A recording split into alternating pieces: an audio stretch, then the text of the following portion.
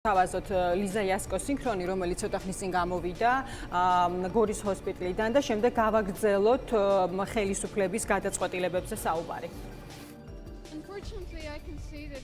სამწუხაროდ მე შემიძლია ვთქვა, რომ ის არის სუსტად. რამდენიმე დღის წინ მე ვნახე და უკეთესად გამოიყურებოდა. ახლა ვხედავ, რომ მისი ჯანმრთელობა განადგურებულია. იმ არაადამიანური მოპყრობის ფიზიკური და ფსიქოლოგიური ძალადობის გამო, რაც გლდანის ციხეში გამოიარა.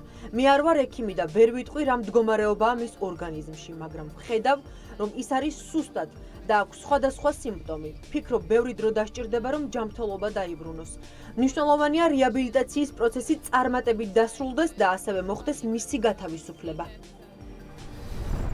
არის რაღაცები ცოტა, მაგრამ არის რაღაცები, რაშიც შეიძლება ირაკლის დაეთანხმოს ადამიანი. მაგალითად იმაში, რომ სოციალური დახმარების მოხსნის შიშით თუ არ დაკარგვის სურვილით, მოქალაქე და გარკვეული ნაწილი უარს ამბობს დასაქმებაზე. არის სექტორები, სადაც კადრები საჭიროა, მაგრამ არ არის. არ უნდათ. საქართველოში ადამიანები შეეჩვივნენ სიღარიბეს. ნეგატიური კონფორმიზმია, ეჩვევი საკუთარ ყოფას და გაფართხალების სურვილიც კი აღარ გაქვს. 500 ლარიან სამსახურზე უარს ამბობ და თვის ბოლოს სახელმწიფოსგან შემწეობის სახით გირჩევნია 250 ლარი. ვიცნობ ადამიანებს, რომლებსაც საკუთარ ეზოში, პირად საკუთრებაში არსებული მიწის დამუშავება არ უნდათ. პრობლემაა ცოდნაც, უფრო ზუსტად უცოდინარობა. რომ არ იცის, ამიტომ აქვს ანაზღაურება დაბალი. გაზრდილ ფასებს ვერ წვდება და ეს მოაქვთ ერთ-ერთ არგუმენტად სოციალურ შემწეობაზე ჩამოკიდებულ ადამიანებს. დღეს ირაკლის არ უთქვამს პარაზიტები ხართო, მაგრამ ეგ არის. როცა შრომისუნარიანი ხარ, ხო, უნდა იმუშაო, ის ფული, რომელსაც შენ გამოათავისუფლებ, ანუ შენ აღარ მოგხმარდება სახელმწიფოს მიერ, უნდა წავიდეს იმასთან, ვისაც შრომა არ შეუძლია. საქართველოში სიღარიბის და უმუშევრობის დაძლევის გზად მოქალაქე და გარკვეული ნაწილი აზარტულ თამაშებს განიხილავს. ყველას უნდა მომენტალურად გამდიდრება. ამ თემაზეც აქვს ინიციატივა მთავრობას. საბოლოო მიზანი თუ ხელისუფლებას და მოქალაქე და მეორე ნაწილს დავუჯერებთ, ადამიანის დაცვაა. დაცვა იმისგან, რომ ყველაფერი არ დაკარგოს. ადამიანები თავს იკლავენ აზარტულ თამაშებზე დამოკიდებულების და დიდი თანხების დაკარგვის გამო. როდესაც ქვეყანა აზარტულ თამაშებზეა ჩამოკიდებული და დამოკიდებული, ეს იმას ნიშნავს, რომ უჭირს. შია, გამდიდრება უნდა მოქალაქეს. ამიტომ აკრძალვა გამოსავალი ვერ არის, ვერ იქნება გამოსავალი. ეს გამოცდილება მას გვიჩვენა. ვისაც უნდა თამაში, სხვაგან ითამაშებს, სარდაფში ითამაშებენ. გაჩნდება შავი ფული, გაიზრდება კრიმინალი. გამოსავალი მოქალაქე და გამდიდრება. ამას კი იმდენი რამით აფერხებს ისევ ეს ხელისუფლება, რომ ჩამოთვლა ახლა წაგვიყვანს ძალიან შორს. ნებისმიერი ინიციატივა, რომელიც თქვენი დაცვის სახელით კეთდება, ხშირ შემთხვევაში პირიქით მოქმედებს. ცოტა ხანში აღმოაჩენთ, რომ ისევ იქ ხართ, სადაც იღავით. გამოსავალი არის ცოდნა, სწავლა, კონკურენცია სხვებთან. იმედი მაქვს, ამაში დამეთანხმება არა. ამ თემაზე ვნახავთ ძალიან საინტერესო დისკუსიას გადაცემის მსვლელობისას. ეს ძალიან საინტერესო საკითხია, თორემ კი განსაკუთრებით კი სოციალურად დაუცველების ადამიანების საკითხი. დასაქმება გინდოდა, მაგრამ არ არის, არ უნდა. კი, მქონია ნამდვილად. სხვა გამოცდილებაც მქონია და ძალიან საინტერესო გამოცდილება მქონიათ ასევე ჩვენ სტუმრებსაც, რომლებიც ძალიან მალე შემოგვიერთდებიან, მაგრამ აქ საინტერესო არის ის, რომ ხელისუფლებას არ უნდა ქონდეს ორმაგი პოლიტიკა წინასაარჩევნო სოციალურად დაუცველებთან მიმართებაში და როდესაც არჩევნების მერე გველაპარაკება ამის შესახებ პრემიერ-მინისტრი და პოლიტიკური მიზანშეწონილობა უკვე აღარ არის საინტერესო, იმიტომ რომ არჩევნები ჩავლილია, აი სწორედ ეს იწვევს კითხვის ნიშანს და ჩვენ ამ კითხვებს ბუნებრივია გადაცემის მსვლელობისას აუცილებლად დავსვამთ.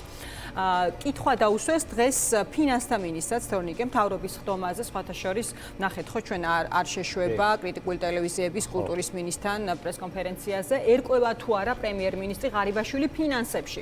დღეს მთავრობის ხდომაზე ეს კითხეს სწორედ ფინანსთა მინისტრს, გასაგებია რისი კითხვაც გინდათ, თქვა მან ეს არ არის თქვენი შეკითხვის სრული ნაწილი, დიახ ერკვევა, უპასუხა ლაშა ხუციშვილმა, თუმცა ივანიშვილის შეფასებაზე ღარიბაშვილის მიმართ ამაზე პასუხისგან თავი შეიკავა კონტექსტიდან ამოღლეჯილი გარკვეული ფრაზის განზოგადებას ცდილობთო, რაც არავისთვის საინტერესო არ არის და ამ შეკითხვაზე არ გაგცემთ პასუხს, უთხრა მან ჟურნალისტებს.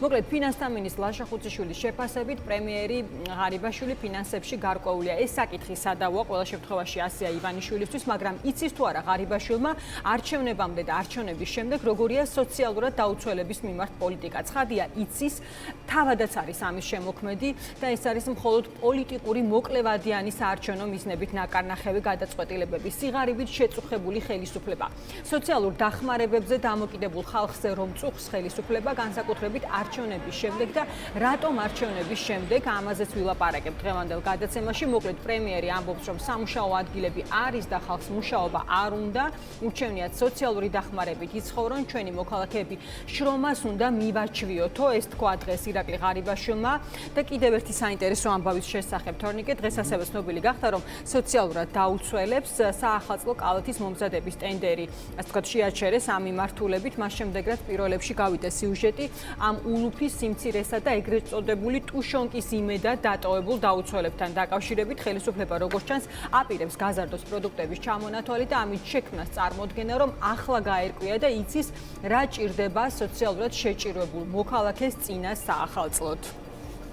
ეს არის ის თემები, ასევე საკრებულოებთან დაკავშირებით ვილაპარაკებთ ჩვენ დღევანდელ გადაცემაში. ძალიან საინტერესო პროცესები მიმდინარეობს. რა მოხდება საკრებულოებში, რომელთა ნაწილშიც გადამწყვეტი ხმა ეკუთვნით სწორედ გახარიას გუნდის წარმომადგენლებს. ამ თემაზეც გვეყოლება სტუმრები. ახლა შეგვიძლია რომ გორის ჰოსპიტალის მიმდებარე ტერიტორიიდან ჩავთოთ მიხეილ სააკაშვილის ერთ-ერთი უფლებადამცველი გიორგი გელხაური. გიორგი, მოგესალმებით. ესმით ჩვენი ხმა პირდაპირ ეთერში ხართ. მე მგონი არ არის კომუნიკაცია. თუ გიორგის ესმის, შეგვიძლია რომ პირდაპირ ეთერში შემოვიყვაროთ. მოგესალმებით, გესმით ჩვენი? მოგესალმებით. მოგესალმებით. სალამი, რა მითხარით ახლა მიხეილ სააკაშვილზე გვაინტერესებს ის, რომ ერთი ამბავი არის ის, რომ ის ითხოვდა გადაყვანას საავადმყოფოში. მიხეილ სააკაშვილი ახლა გორის ჰოსპიტალშია. რა ხდება შემდეგ? მოთხოვნა არის ის, რომ გათავისუფლდეს მიხეილ სააკაშვილი.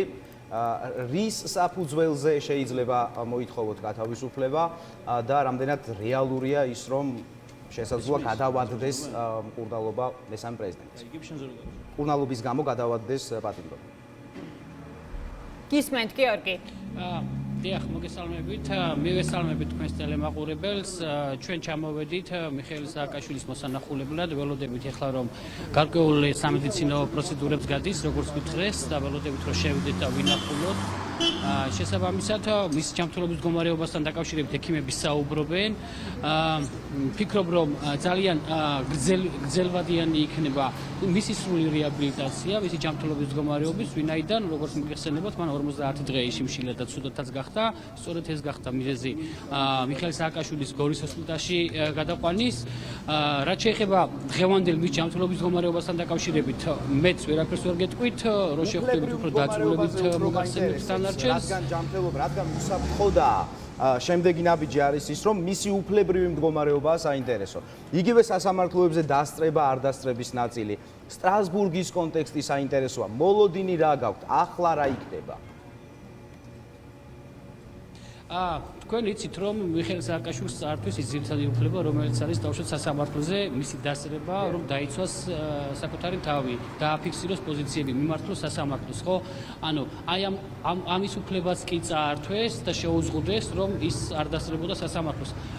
მოდი თქვათ, რომ დღევანდელი ხელისუფლება საერთოდ სამართლებრივ სივრციდან გასული არის და ამ ყველაფრის დაბრუნება ისევ სამართლებრივ ჭრილში არ ვიცი ამას რამდენად რა გადაწყვეტილებას მიიღებს აღნიშნულთან დაკავშირებით ხელისუფლება, თუმცა ჩვენი მხრიდან მოწოდება და სურვილი რომ მიხეილ სააკაშვილი დაესწროს პროცესებს და მიიღოს მონაწილეობა ამ პროცესებში, რა თქმა უნდა, უცვლელი არის.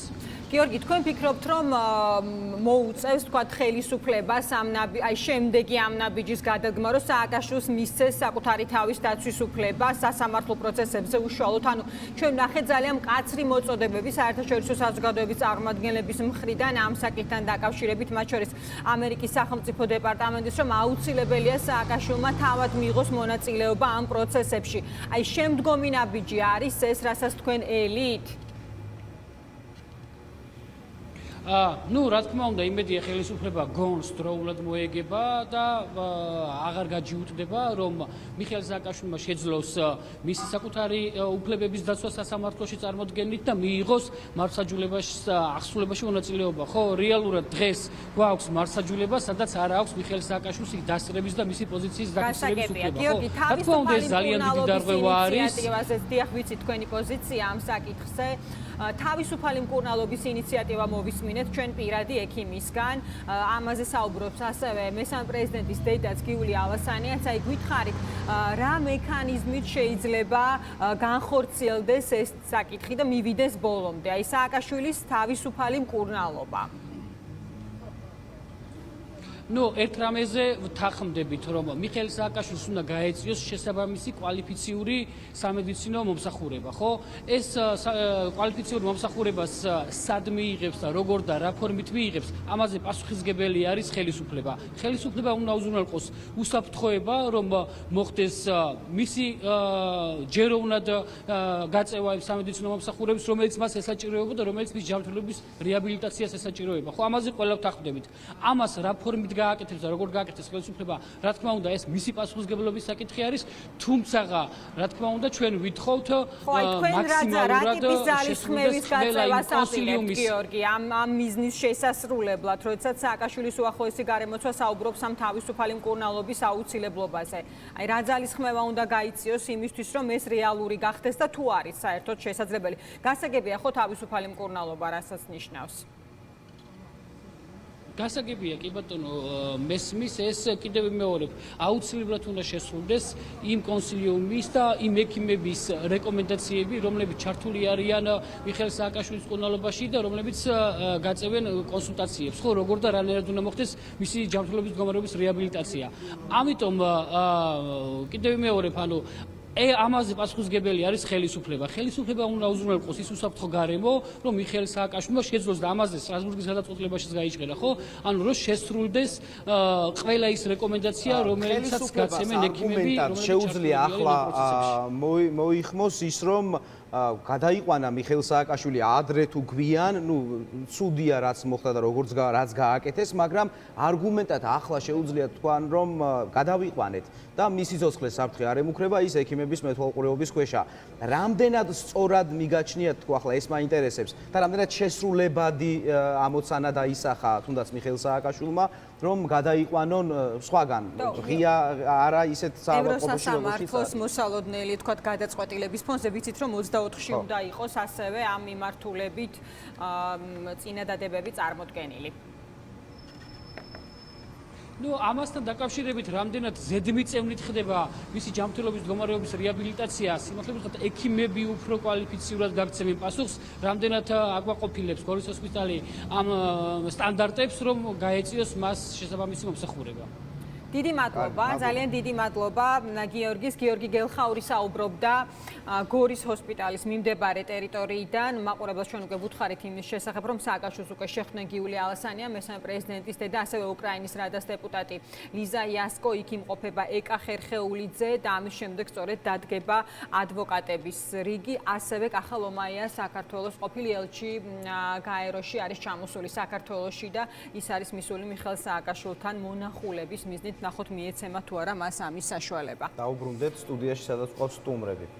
ბესო დონაძე, ევროპული საქართველოს წევრი, ირაკლი ნადირაძე, საგრებულოს დეპუტატი, ერთიანი ნაციონალური მოძრაობიდან და თეონა ჭალიძე, სტრატეგია აღმაშენებელი სოციალური მიმართულების ხელმძღვანელი. მოგესალმებით, მადლობა გადაცემაში მონაწილეობისთვის.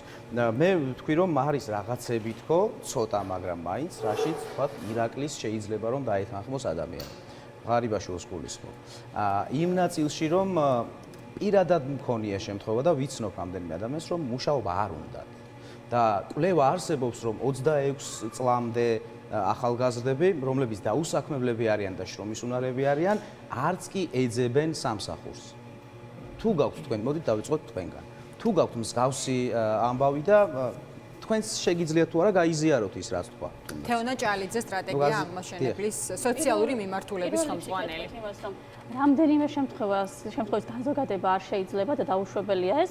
რაც შეეხება თვითონ ირაკლი ღარიბაშვილს, პირადად მისგან ნებისმიერი განცხადების მოლოდინი გვაქვს, ჩვენ უკვე არაფერი აღარ გვიკვირს, მაგრამ როგორც პრემიერ-მინისტრისგან, რომელიც აცხადებს, რომ მისი ქვეყნის მოსახლეობის დიდი ნაწილი საკმაოდ თურმე არის მუქთახორა და თურმე სახელმწიფოს კმაყოფაზე ცხოვრება მას სიამოვნებს, აი ეს იყო ძალიან შეურაცხყოფელი და მე ვარ ძალიან გაბრაზებული და ემოციურად ძალიან განვიცადა, იმიტომ რომ მე ყოველდღე ხვდები პირადად ვიცნობ უამრავ სოციალურად დაუცველი სტატუსის მქონე ადამიანს, ხედავ როგორ უჭირთ ადამიანებს თავის გაყანა იმ ქვეყანაში, რომელიც ისე გააღარიბეს, რომლის ეკონომიკაც ისე ჩამოაქცია სწორედ პრემიერ-მინისტრმა ღარიბაშვილმა და მისმა წინამორბედებმა, რომ ხალხი სამუშაო ადგილს ვერ ჩვენი პოულობს. მოქალაქეები შრომას უნდა მივაჩვიოთო ეს გითხრათ დღეს ღირსეული სამუშაო ადგილები რომ იყოს და ღირსეული ანაზღაურება რომ იყოს, არც ერთ ადამიანს არ გაიქცევა თვალი უცხოეთისკენ, იცით თქვენ რომ უამრავი ადამიანი 250 ლარისკენ რატომ გაუგვის თვალი, ეგ მითხარით, აი ამაზე 60 ლარისკენ. ხო, 60 ლარი, მაგრამ სხვა გზა არ აქვს, სხვა გამოსავალი არ აქვს, სხვა სამუშაო არ აქვს და ამიტომ გაურბის თვალი ამისკენ, თორე ეს გაურბის თვალი კიდე ცოტა ისეთი ნათქვამი არის, რა 100.000-ით არის გაზრდილი ბოლო ერთ წელიწადში სოციალურ დაუცველთა რაოდენობა და ბოლო ერთ წელიწადში რაც პანდემია დაიწყო, არასწორად რომ მართეს პანდემია, კიდევ მეტი სამუშაო ადგილი დაიკავა და სხვა გზა რო არ ადამიანს იმიტომ იმართა დაგიბრუნდებით აუცილებლად აი ირაკლის მივცეთ საშუალება ყოველდღე ელოდებოდეს 60 ლარს სოციალურად დაუცველების ზრდაზე, აბა ვიგიყურებს ვიკამათოთ, არ არის პრობლემა. არიან ადამიანები დამსაქმებლები, მაგალითად ფერმერებს ვიცნობ რამდენიმეს რომელიც ჩივის მუშახელთან დაკავშირების არქონაზე და 1500 ლარს იხდის ადამიანი, 1200 ლარს. არა, როგორ გეკადრებოდ? რამდენიმე ადამიანი რომ ვერ პოულობს ადამიანს, ვიკამათია ამ თემაზე ის რადიკალურად განსხვავებული არის. 630.000 სოციალურად დაუცველი რო ყავს ჩვენ ახლა დღესდღეობით 630.000 სოციალურად დაუცველი ყავს. აქედან 230.000-ზე მეტი არის ბავშვი და 108.000-ზე მეტი არის პენსიონერი. იქ რჩება მართლაც 200.000-მდე ადამიანი, რომელიც შრომის უნარიანი შეიძლება იყოს, მაგრამ მას უნდა ჰქონდეს შესაბამისი სამუშაო ადგილი, რომ დაიწყოს მუშაობა. თუ ცოდნა არ ახლავს თუ ცოდნა არ ახლავს, ამ 10 წლის განმავლობაში რას დაკეთებდნენ პროფესიული გადამზადებები, რატომ არ გააქტიურეს და რატომ არ ასწავლეს ხალხს, თუ კი მოთხოვნად პროფესიებზე ვერ პოულობენ კადრებს. ერთო სექტორი აკეთებს ამას, სხვათა შორის, როცა ჭირდებათ კადრი, როგორ არის? პირადი გამოცდილებით ან რომელიმე თუნდაც პირადად ღარიბაშვილს თუ აქვს ესეთი გამოცდილება, რომ ადამიანმა არ დაიწყო მუშაობა იმის გამო, რომ სოციალური დახმარება არ შეჩერებოდა ამის განზოგადება შეიძლება ასეულობით 1000 ადამიანზე. 40%-ია, დავაზუსტებ ამ პროცენტს. მე მგონია რომ სტაბილურ შემოსავალს აკეთებს აქცენტს მოქალაქე, იცის რომ ეს სულ ექნება და ის სამუშაო არასტაბილურია. 22 წლამდე ზრდასრული ადამიანის, რომელსაც შეუძლია იმუშაოს, სამსახურს არ ეძებსო, კვლევა ვნახე ასეთი. ჩავაგდებ მოვაძებნებ ამ კვლევას. ირაკლისთან გადავიდეთ, თორნიკე, ირაკლი, აი 100.000-ით არის გაზრდილი სოციალური შემწეობის მიმღებთა რიცხვი. ხო, ეს არის ძალიან მაღალი რიცხვი და მეც მიმუშავე ამ თემაზე, არაერთი სიუჟეტი გამიკეთებია, როგორ ხდება არჩევნების წინ სოციალურად დაუცველთა რიცხვის ზრდა. ხო, აი მოქალაქეები სულ შიშს რო გამოხატავენ, რომ ტელევიზორს ვერ იძენენ, იმის შიშს რო შემდეგ გულას აკლებენ და კარგავენ ამ სოციალურ დახმარებას, გაცილებით შემწყნარებული არის ხოლმე ეს პოლიტიკა არჩევნების წინ. აი გითხარი ამაზე, როდესაც ჩვენ ამას ვლაპარაკობთ, ეხა აქვს თუ არა ხელისუფლებას საფუძველი გითხრას, რომ ვიტყუებით, თუ სოციალურად დაუცველების რიცხვს მართლაც იყენებს ხელისუფლება манипуляციისთვის ყველა არჩევნების წინ. მოგესალმებით, მაყურებელს და თავისუფლება მიშა სააკაშვილს. დიახ, ეს რომ წინა საარჩევნოდ სოციალურად დაუცველი ადამიანებით манипуლირებენ ქართველების წარმომადგენლები, ჩვენ ამის არაერთი მტკიცებულება და ფაქტი გვინახავს, მათ შორის თქვენი ეთერების მეშვეობით და დიახ, ესენი არიან ყველაზე მოწვადი ჯგუფი და სწორი თქვით ანა თქვენ წეხან ადამიანს რომელსაც აქვს შემოსავალი არის სულადობის მიხედვით რაღაცა სტაბილური სოცდაუცველის სტატუსის გამო და ხელისუფლება ძალიან მიზერულ თანხას ურიცხავს იმას სამწუხაროდ არასწორი სოციალური პოლიტიკის გამო ურჩევნია რომ გარანტირებული ეს 200 და 250 ლარი კონდეს ვიდრე ხვალ დაიწყოს 500 ლარიანი სამსახური და ერთ კვირაში კომპანია დაიხუროს, იმიტომ რომ ღარიბაშვილმა თქვა რომ პანდემიას ესე უნდა ეხა მკურნალობა და დავხუროთ ყველაფერი და გავაკოტროთ. ხო, ანუ პოლიტიკაა და მოცემულობა ესეთ სტაბილურობის განცდა ქვეყანაში არ არსებობს. ეს ერთი და მეორე, არასწორი სოციალური პოლიტიკა როგორ შეიძლება ადამიანს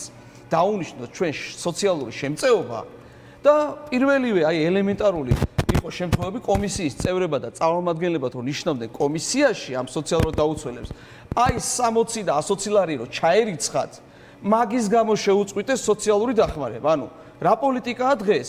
ადამიანს კი არა ახალისებენ რომ აჰა შენ ეს სოციალური შემწეობა და 3 წელი მე შენ არ შეგეხები, ოღონდ წადი რამე სამსახური ნახე, რაღაცა ისწავლე დამატებით, მოგეხმარები, დიახ, პროფესიონალი. ამას იყო რო აკეთებდა წინა ხელისუფლება და მიხეილ სააკაშვილი და არაერთი პროფესიონალი გაიხსნა. შესწავლილი იყო ბაზარი, რა იყო მოთხოვნადი პროფესიები და დიახ, ხდებოდა ადამიანების გადამზადება. დიახ, თელ ჩვენი ფული უნდა ჩავდოთ ასევე განათლების სისტემაში და რასაც ვამბობდი ხა, ადამიანს უნდა უთხრა, შენ 3 წელი სტაბილურად არ მოგეხსნება პირობითად 5 წელი და დაინტერესებული იყავი, რომ წადი ნახე სამუშაო და შენ თუ დამატებით შემოსავალი გექნება, ეს ფული გქონდეს შენ როგორც სახელმწიფოსგან წახალისება და არა ის რომ შენ რო ჩაგერიცხება 5 ლარი და მეორე დღისით მოგიხსნიან ნაცივას რო გაჩუქებსა კომპიუტერს ვიღაცა კეთილი ადამიანი ამის გამო მოგიხსნიან სოციალურ დახმარებას. ერიდება აი რეგისტრირებულ სამუშაო ადგილის თქვათ მოძიებას ესეთ დროს ხო ის ცდილობს რომ იმუშაოს რაღაც ისეთ ჯგუფში სადაც არ მოკლედ მოხდება მის დეკლარირება მისი შემოსავლის ხო აქ მე მგონია რომ ერთ-ერთი მთავარი ნიშანი მესმის აბსოლუტურად თორნიკეს რა მოსაზრებაც აქვს, მაგრამ ამავდროულად არის სწორედ ეს სტაბილური განცდის არ ქონა, რომ ის შეინარჩუნებს თუნდაც იმ შემოსავალს ის გაცილებით მეტი იყოს მომავალ პერიოდში, ვიდრე მას აქვს სოციალური დახმარებით. აი მოდი ბესოსაც მივცეთ საშუალება, ბესო პრემიერის დღევანდელ ინიციატივაზე გვითხარით, არჩევნები დასრულდა და დღეს ღარიბაშვილი გამოვიდა და თქვა რომ მოქალაქეები უნდა მივაჩვიოთ შრომასო და რომ სამუშაო ადგილები არის და რომ ხალხშიც არის პრობლემა და ამავდროულად აქამდე არსებულ სოციალურ პოლიტიკაშიც არის პრობლემაო ხომ აი რაღაც მრავალმხრივი იყო დღეს მოკლედ ღარიბაშვილის წუხილები. მოგესალმებით, დიდი მადლობა სტუდიაში მოწვევისთვის. ჯერ პირველ რიგში მთავრობა მივაჩვიოთ საქმის კეთებას. ანუ მთავრობამ უნდა აკეთოს საქმე, რომ ნაკლები სოციალურად დაუცველი ყავდეს და უფრო მეტი, ასე ვთქვათ, სამუშაო ადგილები იყოს ქვეყანაში. ყველაზე მეტი უსაქმური დღეს არის მთავრობაში. არაფრის მკეთებლები და კორუფციაში არიან ჩაძირულები. აი, როდესაც ეს ადამიანები დატოვებენ თანამდებობებს, აი მაშინ გამოსწორდება ქვეყანაში, ასე ვთქვათ, სოციალური ფონის და სამუშაო ადგილებიც. ადამიანი, რომელიც არ იწყებს მუშაობას იმის გულისთვის, რომ მას არ მოეხსნა სოციალური, ამას განაპირობებს მხოლოდ ერთადერთი რამ, ეს არის ანაზღაურება, იმიტომ რომ მისი სახელმწიფო ანაზღაურება უფრო ნაკლებია ვიდრე სოციალური დახმარება და ის ანაზღაურებაც რომ მეტი იყოს და სიტყვაზე ერთ თვეში ან ორ თვეში სამსახური დაიხუროს, შემდეგ დაახლოებით წელიწად ნახევარი ჭირდება რომ ისევი სოციალური სტატუსი აღიდგინოს. ხო, მე ჩემი განცდა ესეთი არის, აი თორნიკე ჩვენც გვისაუბრია. აი ის რომ სტაბილურობის გამოირჩევს ადამიანი ბევრად ნაკლებს ვიდრე როდესაც იწყებს მუშაობას მაგალითად და იღებს 1500 ლარს, 2000 ლარს, 700 ლარს, ამ მნიშვნელობა აქვს რაღაც თანხას, რომელიც არის იმაზე მეტი ვიდრე სოციალური დახმარება. ეს ხელფასი თუ არ იქნა სტაბილური და ამ ადამიანმა რამდენიმე თვეში დატოვა სამსახური, შემდეგ ერთ წელზე მეტი ჭირდება რომ დაუბრუნდეს, ანუ ამ ადამიანის მდგომარეობა, სოციალური მდგომარეობა გაუმჯობეს და რამდენიმე თვით, ხო? ამას როდესაც შეუწყვიტავ ხელფასს, ხო, ისევ სოციალურად დაუცველი ხდება. შემდეგ ვეღარ ბრუნდება ამ ბაზარში. სოციალურად დაუცველები წავიდეს ხელისუფლებიდან. აი, წავიდა. თქვენ თუ მოხვალთ ხელისუფლებაში ადამიანები სხვადასხვა პარტიიდან, თქვენ მოგიწევთ მე ამაზე მუშაობა. აი, რა უნდა როგორ უნდა გაკეთოთ? როგორი მუშაობა? ერთი მითხარით მაგალითად. პირველ რიგში არ იქნება კორუფცია. პირველი, რაც ყველაზე მთავარია და რაც ანგრევს ეკონომიკას. მეორე, არ იქნება გაბერილი, ასე ვთქვათ, სახელმწიფო აპარატი. ანუ არ იქნება ხარჯი ძალიან ბევრი. არ იქნება ის, რასაც მაგალითად თბილისის მერია აკეთებს, სადაც თქვენ მქონდათ რამდენიმე წუთის წინ ლაპარაკი, როდესაც ვისაუბრებთ აი, ჩამოდეს კვლევა ახლა, რომელზეც ვსაუბრობთ, მადლობა თელარა გელანტიას. საუბრობდით ცოტა ხნის წინ 26 წლამდე ახალგაზრდების 22%. ამბობს რომ დასახვებული არ არის და არც 26 წლამდე ახალგაზრდების დიდი ნაწილი სწავლობს და სტუდენტია და შესაბამისად 26 წლის რაღაც სტუდენტია რა თქვა მე და 26 წლამდე ახალგაზრდების 22% შეიძლება იმან განაპირობა რომ სწავლობს და ამიტომაც არ ცდილობს რომ ვერ შეუთავსებს სწავლას ასევე მუშაობას, თორე ძალიან ბევრი სტუდენტია რომელსაც ნახევარ განაკვეთზე უნდა მუშაობის დაწყება რომ თავისი სწავლით გადასახადი გადაიხადოს, ოჯახს შეეხიდოს, რაღაცა გადასახადებს გადახდაში და მით უმეტეს იმ ფონზე, როდესაც პროდუქტების მოყვებით, რომ მთავრობას თავისი ცოდვები ამ ნაწილში, სოციალურად დაუცველების ნაწილში ეყოფა.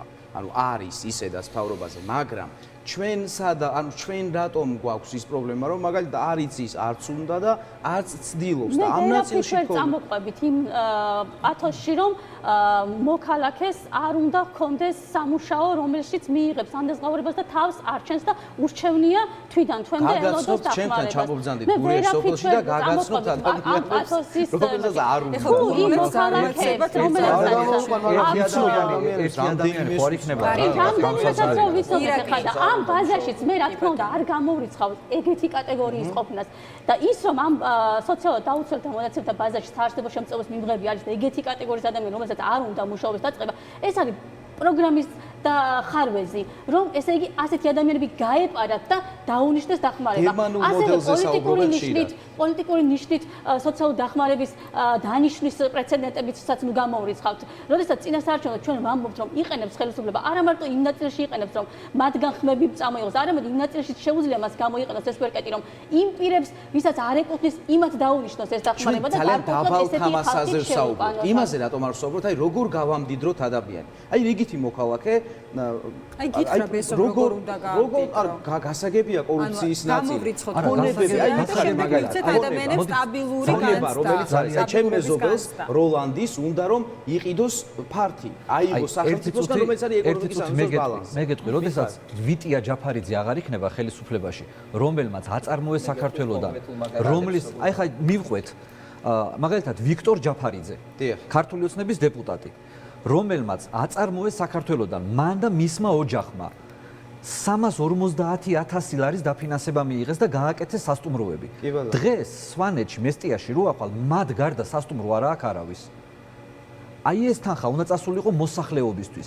ის რომ გოჩაინუქიძეს რომელსაც მოგდრო მაგალითად ვაჟა-შაველაზე ამაზე საუბრობთ ეს ძალიან სერიოზული პრობლემაა და ამაზე საუბრობენ სამოქალაქო სექტორშიც რომ დადასტურებულია დოკუმენტურად კორუფცია ამ დონეზე. ფენკელებს ერთლარად გადასცემენ მიწის ნაკვეთებს.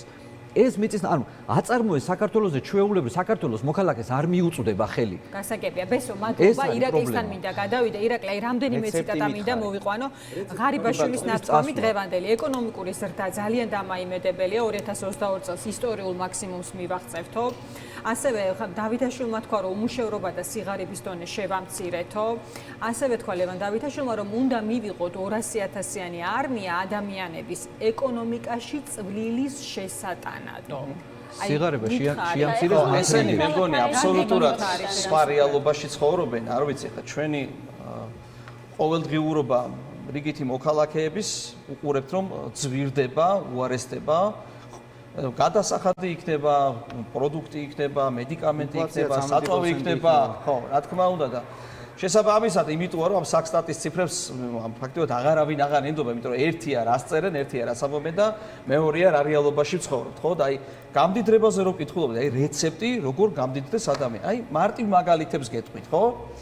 აი ბათუმის მასშტაბურ რეაბილიტაციამდე ადამიანის ბინარო ღირდა $20,000 და მთელი ბათუმი გაკეთდა და $100,000 გახდა მისი უძრავი ქონება. გამდიდრდა ხო ის ადამიანი, ხო? ანუ 5 ჯერ გამდიდრდა ფაქტიურად. იმ გაკეთებულ და გარემონტებულ ბათუმში რო ტურისტი ჩამოვიდა და დახარჯა ფული, გამდიდრდა ხო ამით.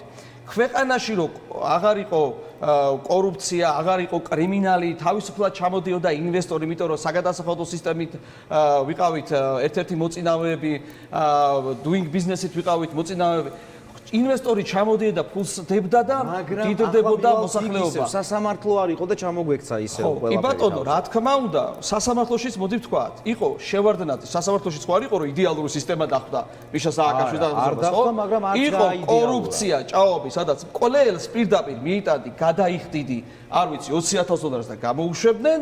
ჩვენ დროს კორუფცია აღარ იყო სასამართლოში, მაგრამ დარჩა გეთანხმებით ბევრი პრობლემა და ეს რეფორმა იყო და არის გასატარებელი და მთავარი პრიორიტეტი სწორედაც ეს იქნება. მაგრამ ის თუ როგორ გამდიდეს, კიდევ ერთხელ ვიძახით, მთავარი შემოსავლის წყარო რა არის ქვეყნის, ხო? ერთი რომ ექსპორტზე გავიტანოთ რაღაც და ფული შემოვიდეს, ერთი რომ ინვესტიცია შემოვიდეს, კი ბატონო, კერძო საკუთრება კიდევ ერთხელ ვიძახით, 70% ქონებას აზის სახელმწიფო და არ ეძლებათ ადამიანებს ეკონომიკაში ჩართვის საშუალება. კი ბატონო, განსახელმწიფოებრიობა უნდა მოხდეს, მიწების პრივატიზება, დიახ, და ადამიანს, რომელსაც აქვს ქონება სადღაც და ღირს კვადრატული 100 ლარი, შეთუ იქ გზას მიიყვან, შუქს მიიყვან, გას მიიყვან, რასაც ვაკეთებდით. იმის ქონებაც და შემოსავალიც იზრდება ხალხო, ხო?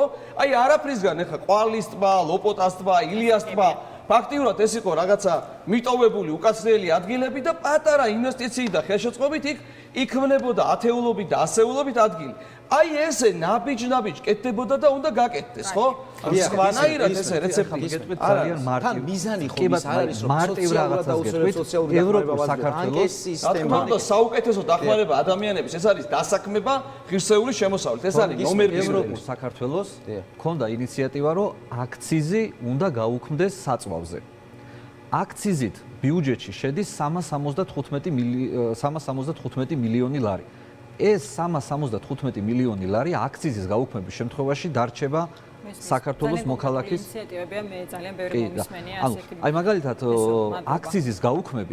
აქციზის გაუქმებით რაც პროცედურულად რო აიღო დაახლოებით 4-5 დღის ასე ვთქვათ დრო დაჭირდება და 4 დღეში შესაძლებელია რომ ბენზინმა პირდაპირ დაიკლოს 40 თეთრი. კაზინოებზე ვილაპარაკეთ, თეონა კალაძე გვეუბნება დღეს რომ საჭიროა ხალხმა იზეიმოს ახალი წელიო, რათა ყველაფერი ცუდი გავატანოთ წარსულში. დიდი მადლობა ამ რეკომენდაციისთვის ბატონ კახას კი არ ვიცოდით იმას რომ აი 2 წამით შემთხვევით ვისარგებლებ. აი ახლა ამ წუთას ვაზისუბანში დავითაიას ქუჩაზე მიმდინარეობს სახლის კორპუსის მშენებლობა, რომლის მშენებლობა საფრთხეს უქმნის 16 სართულიანის აშენებულ კორპუსში. უკვე ძირი გამოთხრილი აქვს. 188 ოჯახი ცხოვრობს და ყოველ დღე გამოდის და აქციებს აწყობენ მშენებლობის წინ. მერიის არც ერთი თანამშრომელი. სხვადასხვა ხმალაძეს აქვს მოწერილი მაგ ბრძანებებზე ხელი. მერიის არც ერთი თანამშრომელი, არც ადგილობრივი. არც მაგალითად ეხლა ამ წუთას მოქმედი გამგებელი არის. ესეთი გადაწყვეტილებების მოძიებაში მოქმედი გამგებელი არის ლაბუჩიძე, რომელმაც 188 ოჯახი მოატყუა და უთხრა რომ ამ მშენებლობას მე შევაჩერებ, იმიტომ რომ არ არის თეონასაც მივიცეთ საშუალება. თეონა, კალაძე გვაძლევს ახალი წლის ზეიმის რეკომენდაციას. გითხარი რეალობა რა არის? კლიპში რო იხდის, ხო? ძალიან დიდი მადლობა ამ რეკომენდაციისთვის. უბრალოდ ხალხს პირობები არ აქვს იმისთვის, რომ იზეიმოს, არ ეზეიმებათ და თქვენი ნაჩუქარი ტუშონკაც არაფერს საზეიმო განწყობას არ ქმნის. ძალიან ესეთია აი საერთოდ ემპათიის უნარი რო არ გაგაჩნია ხელისუფალს და რო ვერ შედიხარ სხვისი გაჭირვების და სხვა ადამიანის მდგომარეობაში. აი ამასზე მეტყველებს სწორედ ის კალათებიც, რასაც ყოველ წელს საახალწლოდ უმზადებენ სოციალურად დაუცველ პირებს, ვინც უფასო სასადლებით სარგებლობენ. მთელი წელი ხო ყვებავენ ლარი და 30 თეთრის საკვებით და რომელსაც მე თვითონ ესე პირდაპირ ეთერებში მაგილებიდან ისვრიან, ხო? იმიტომ რომ ხელის მოკიდვაც ეზარებათ ეთყობა თუ არ ვიცი რა დავარქვა ამას. აი ეს მათი შემოთავაზებული ასე ვთქვათ სიაც თუ რას თავაზობენ, რას უმზადებენ საახალწლოდ, ხოლმე მაგაზე მეტყველებს სწორედ და თუ ახლა შეჩერებული არის ეს ტენდერი იქნებ გააუმჯობესონ და მედიის როლი ამაშიც კიდევ ერთხელ ნათელი მაგალითი არის. პირველ რიგში არა მარტო სხვა მედიები, არა მარტო თქვენი რომ როდესაც რაღაცა გახმაურდება და როდესაც რაღაცა საზოგადოებრივი ინტერესის სფერო გახდება ხოლმე და ჩუმად ვეღარ აკეთებენ, შემდეგ შეიძლება ამ ზეწოლის შემდეგ რაღაცა შეიცვალოს ხოლმე და ამისი მაგალითები ჩვენ უახლოეს წარსულში ძალიან ბევრი ვნახეთ. კაზინოები კი უბრალოდ აი არ ვიცი ეს პოპულის ალბათ საზღვარი არა აქვს. თავიანთი გუნდის წევრია ერთ-ერთი ვისაც ხო აი ნახეთ გემბლინგის ბიზნესი. ხო აი ხა ღარიბაშვილი რომელმიც ბიძინა ივანიშვილმა რამდენიმე დღის წინ მიწასთან გაასწორა და აი უდიდესი სირცხვილია ეს კაცი რომელზეც აი ესე დამცინავად ბიძინა პირდაპირ გვეუბნება რომ ამან არც ფინანსები იცით არც იურისტი ერთი ჩემი დივანიც კი ვერ დაარქვა ფაქტიურად ხო? აი ეს ამ ადამიანს რომ პრემიერ-მინისტრი ქვია. აი ეს არის ამ ქვეყნის დიდი ტრაგედია, მაგრამ რაც შეეხება ახლა ამ კაზინოების თემას რა. ვისია ეს კაზინოები? მოდი აქედან დავიწყოთ რა. ვისია? ნოდარ მელაძის შაბათში მაკაჩიხლაძეს ჰქონდა ეს სიუჟეტი, ძალიან კარგად მახსოვს. ერთ-ერთი კაზინოს უკან იდგა ბატონი გომელაური, რომელსაც ეს ბიზნესი მის ნათლი მირონზე აქვს გადაფორმებული. შუა პანდემიის დროს ყველაფერი 10 საათზე რო იკეტებოდა, გამთენიამდე ჰოის აოცრებოდა ერთ-ერთ კაზინოში უპრობლემოდ შედიოდა და გამოდიოდა ხალხი. ისი იყო ეს დეპუტატი, ისკო დასენი. კახი კალაძე ხო არ გახსოვთ შემთხვევით ტოტალიზატორების ბიზნესში ხო არ იყო თან დოკუმენტალურად დადასტურებული დიახ კახი კალაძეც რა მაიმუნობა მაშინ ესე იგი რას აპირებენ ხო აი მიწასთან გასწორებული ღარიბაშვილი არ ვიცი გამოაგორეს ეხლა რაღაც პიარულის ეხლა ის რომ კაზინოებით ათასობით და 10000-ობით ადამიანი არის განადგურებული და ის რომ ძალიან ბევრმა თვითმკვლელობით დაამთავრა თავი ეს არის საყოველთაო ცნობილი და ეს არის ფაქტი მაგრამ 9 წლის თავზე რომ გაახსენდებათ ეს ყველაფერი თან აი მიწასთან გასწორებულ ღარიბაშვილს აი ეს არის პოპულიზმი და მეტი არაფერი თან მინდა გითხრათ ცოტა ფული კი არ შედის აი მარტო თბილისში მომავალ წელს დაგეგმილია 50 მილიონი ლარის ამოღება ამ სათამაშო ბიზნესიდან მაგრამ აი როგორც მე თქვენ გიყურეთ ეხლა დარწმუნებული ვარ ამ ბიზნესს არავინ არ გააუქმეს რასთან აგვაქვს საქმე აი ძალიან მარტივად ღარიბაშვილმა პირდაპირ ხო ღარიბაშვილმა ძალიან მარტივად აი გამოთქვა პირდაპირ გულის ტკივილი რომ არიან უცხოური კომპანიები და $1.5 მილიარდი ამ უცხოური კომპანიების მეშვეობით ქვეყნიდან გაედინებაო. ეხლა უცხოურ კომპანიებს როცა მათი ინტერესია და მათ თვითონაც ჩაბმული არიან ამ ბიზნესში. მათი ინტერესია რომ აი მათი მოთამაშეების ნაწილი, კლიენტების ნაწილი, უხეშად რო ვთქვა, თავისკენ, თავის ონლაინ კაზინოებისკენ და კაზინოებისკენ გადაიბირო, ხო? გადასახადს აუწევენ ამ ადამიანებს გამის გომელაურია, კალაძია, ისკოდასენია, ვერც ვერავინ გადასახადს ვერ შეუმოწმებს, ვერც ვერავინ ბრუნვას ვერ შეუმოწმებს. ფორმალურად შეიძლება 100 მილიონი რო მოგება 10 მილიონი დაწერო. ამ კომპანიებს გააკოტრებენ და ამ 1 მილიარდ ნახევარ დოლარს აბსოლუტურად დარწმუნებული ვარ რომ მიზანი არის მხოლოდ ეს და სხვა არაფერი. იმიტომ რომ ღარიბაშვილის, ივანიშვილის, ფარცხალაძეებს ფულის გარდა არაფერი არ ესიზმრება და ესე გულით ვთქიოდა გასულიყვნენ ამ ბიზნესს. ერაძე წერდა სოციალურ ქსელში რომ მე ვფიქრობ გადასახადი კი არ უნდა გაიზარდოს, არამედ ონლაინ კაზინოებზე მონოპოლია ბატონ ბიზნესს უნდა გადაეცეს. შესაბამისად თუ ხალხი წააგებს და ბიზნა მოიგებს, რადგან ბიზნა თავად და ხალხი ისევ ხალხი არ დარჩება მოგებული. იმიტომ ხალხი ხო ბიზნა ხო ხალხიაო თან დასცინია ხო. ეს არის მონოპოლისტი უნდა გახდეს ბიზნეს და მის კლასს და ჩამოიშორონ ეს უცხოური კომპანიები, თორე კიდევ ერთხელ ვიძახი.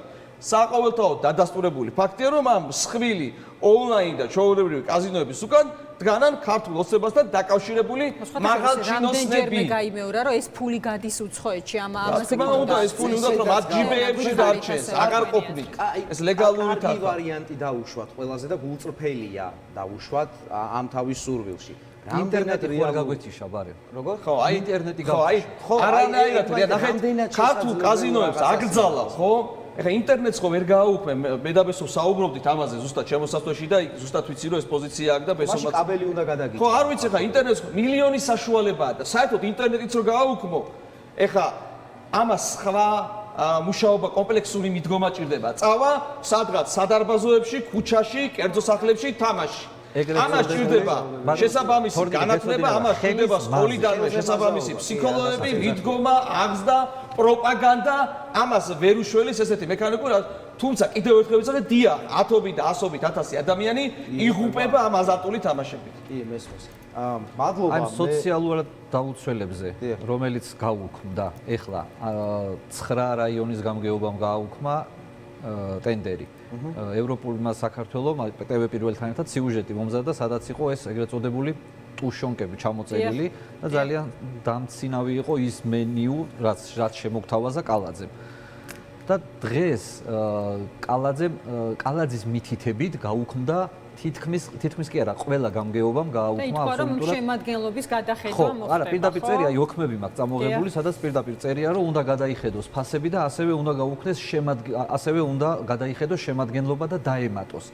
ეს რას ნიშნავს, იცით? ეს ნიშნავს იმას, რომ გამგებლები, რომელიც კალაძეს ყავს დასაქმებული, გონზე არ არიან რა ხდება რაიონში, არ იციან საჭიროებები სოციალურად დაუცველებისთვის.